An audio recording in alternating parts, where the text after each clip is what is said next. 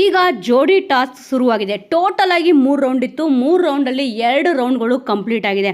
ಇದರಲ್ಲಿ ಯಾಕೋ ಗೊತ್ತಿಲ್ಲ ಸ್ವಲ್ಪ ಇಲ್ಲಿ ಇಂಜುರಿ ಆಗಿದೆ ಸ್ಪಂದನ ಅವ್ರಿಗೆ. ಅದಕ್ಕೆ ಇಲ್ಲಿ ಗೇಮು ಕೂಡ ಹೋಲ್ಡ್ ಮಾಡಿದ್ದಾರೆ. ತುಂಬ ಅಂಥ ದೊಡ್ಡ ಇಂಜುರಿ ಏನಾಗಿಲ್ಲ, ಆದರೆ ಸ್ವಲ್ಪ ಇಲ್ಲಿ ಕಾಲಿಗೆ ಪೆಟ್ಟು ಬಿದ್ದಿದೆ ಅಂತಂದ್ಬಿಟ್ಟು ಗೊತ್ತಾಗ್ತದೆ.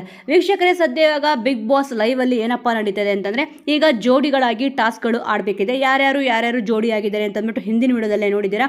ಈಗ ಟೋಟಲ್ ಆಗಿ ಈಗ ಕಾಲಿಗೆ ಹಗ್ಗ ಕಟ್ಕೋಬೇಕಾಗತ್ತೆ ಒಂದೊಂದು ಪೇರು. ಈಗ ಕಾವ್ಯ ಅವರು ಮತ್ತಿಲ್ಲಿ ಗಿಲ್ಲಿನಟ ಅವರು ಮತ್ತಿಲ್ಲಿ ರಘು ಅವರು ಮತ್ತು ಅಶ್ವಿನಿ ಅವರು, ಈ ರೀತಿಯಾಗಿ ಪೇರ್ಗಳು ಯಾರ್ಯಾರಿದ್ದಾರೋ ಕಾಲ್ಗೆ ಹಗ್ಗ ಕಟ್ಕೋಬೇಕಾಗತ್ತೆ ಒಂದೊಂದು ಕಾಲ್ಗೆ. ಮತ್ತಿಲ್ಲಿ ಬೌಲ್ನ ಕೂಡ ಅಲ್ಲಿ ಇಟ್ಟಿದ್ದಾರೆ. ಕಳೆದ ಸತಿ ಬಿಗ್ ಬಾಸ್ ಸೀಸನ್ 11 ಕೂಡ ಸೇಮ್ ಇದೇ ಥರ ಒಂದು ಗೇಮ್ ಇಟ್ಟಿದ್ರು. ಬಾಲ್ನ ಪಿಕ್ ಮಾಡಿಕೊಂಡು ಅಲ್ಲಿ ಒಂದು ಬಾಸ್ಕೆಟ್ನ ಇಟ್ಟಿದ್ದಾರೆ. ಆ ಬಾಸ್ಕೆಟಲ್ಲಿ ಈ ಜೋಡಿಗಳು ಏನು ತೊಗೊಂಡೋಗಿರ್ತಾರೆ ಬಾಲ್ನ ಪಿಕ್ ಮಾಡಿಕೊಂಡು ಅದನ್ನು ತೊಗೊಂಡೋಗಿ ಆ ಬಾಸ್ಕೆಟಲ್ಲಿ ಹಾಕಬೇಕು.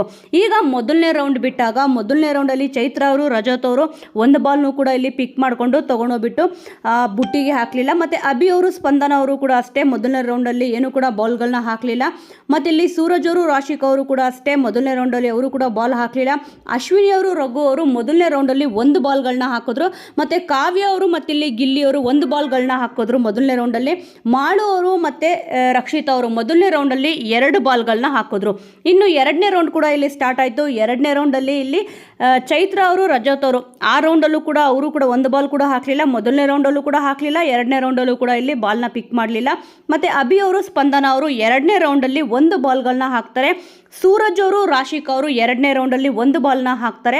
ಅಶ್ವಿನಿ ಅವರು ರಘು ಅವರು ಎರಡನೇ ರೌಂಡಲ್ಲಿ ಒಂದು ಬಾಲ್ಗಳನ್ನು ಕೂಡ ಇಲ್ಲಿ ಹಾಕಲ್ಲ.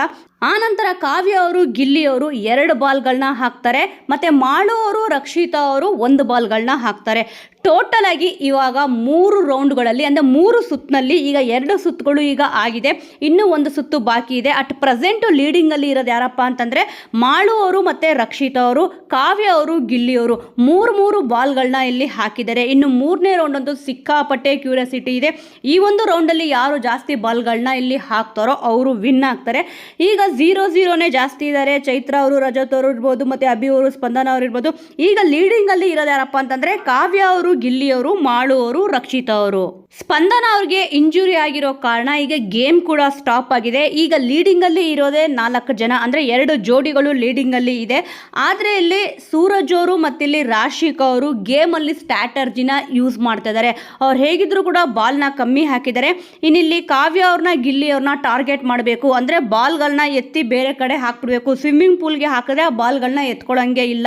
ಈ ಅವ್ರು ಗೆಲ್ಲಿಲ್ಲ ಅಂದರೂ ಕೂಡ ಪರವಾಗಿಲ್ಲ, ಒಟ್ಟಿನಲ್ಲಿ ಕಾವ್ಯ ಅವರು ಗಿಲ್ಲಿ ಅವರು ಗೆಲ್ಲಬಾರ್ದು ಅಂತ ಅಂದ್ಬಿಟ್ಟು ಸ್ಟ್ರಾಟರ್ಜಿನ ಯೂಸ್ ಮಾಡ್ತಾ ಇದ್ದಾರೆ. ಇನ್ನೊಂದು ಕಡೆ ಲೀಡಿಂಗಲ್ಲಿರೋ ಕಾವ್ಯ ಅವರು, ರಕ್ಷಿತಾ ಅವರು ಮತ್ತು ಇಲ್ಲಿ ಗಿಲ್ಲಿ ನಟ ಅವರು 3 ಜನ ಕೂಡ ಇಲ್ಲಿ ಡಿಸ್ಕಷನ್ ಮಾಡ್ತಾ ಇರ್ತಾರೆ.